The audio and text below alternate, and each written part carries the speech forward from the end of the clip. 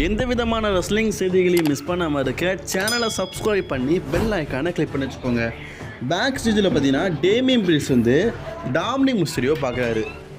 என்ன டாமினிக்கு ரொம்ப சந்தோஷமாக இருக்க போல இருக்குது. ஆமாம், நீ ரியா ரிப்ளை கிட்ட பேசுனியா? அதுக்கு டாமினிக் சொல்கிறாரு, ரியா ரிப்ளை கிட்ட பேசுறியே, மண்ணாங்கட்டி பேசுனேன். நீ பேசின விதம் என்ன அப்படிங்கிறது எனக்கு நல்லாவே தெரியும். ரியா ரொம்ப வருத்தப்படுறா. அது மட்டும் இல்லாமல் உன் மேலே செம்ம கடுப்பில் இருக்கிறா. நீ ரியா ரிப்ளை கிட்ட பேசவே இல்லை அப்படிங்கிறது எனக்கு நல்லாவே தெரியும். என்ன லீவ் மார்கன் பின்னாடியே பேரலான்னு பார்க்குறியா அப்படின்னு சொல்லிட்டு கதவை திறந்து பார்த்தா லீவ் மார்கன் மற்ற ஜட்ஜ்மெண்ட் மெம்பர்ஸ் கூட சேர்ந்து ஜாலியாக இருக்கிறாங்க. டேமியனுக்கு வருது பாருங்க கோவம்.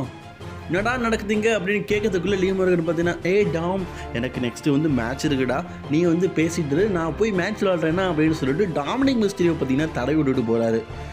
டேமியன் பிரிஸ் பார்த்தீங்கன்னா டாமினிக் மிஸ்டரியோ முறக்க டாமினிக் மிஸ்டரியோவும் லீவ் மார்கன் பின்னாடியே போகிறாரு. திருந்த மாட்டேங்கிறாரு. இப்போ வசமாக மாட்டிட்டாரு டேமியன் டெஃபின்னு. ஏன்னா உண்மையிலே உனக்கு ஏதாவது பொறாமைகள் இருக்குதா ஃபின்? பொறாமையா? எனக்கு என்னம்மா பொறாமை? எனக்கு எந்த பொறாமையும் இல்லை. அதுக்கு டேமியன் சொல்கிறாரு, அப்போ ஏன் நீ இந்த மாதிரி பண்ணிகிட்டு இருக்க?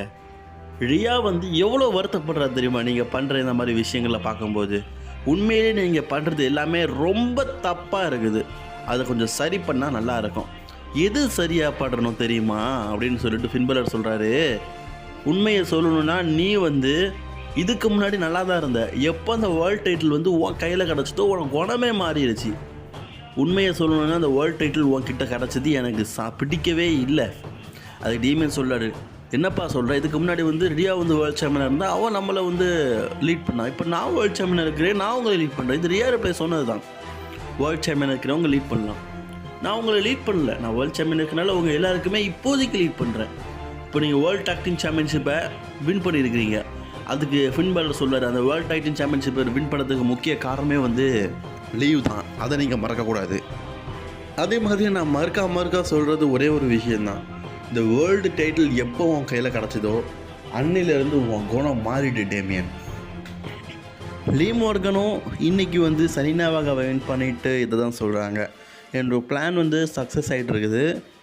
மாமி அப்படிங்கிற பேச்சு இதுக்கப்புறமா ஜட்ஜ்மெண்ட்டில் இருக்காது அப்படிங்கிறதையும் சொல்லிட்டு போயிருக்கிறாங்க.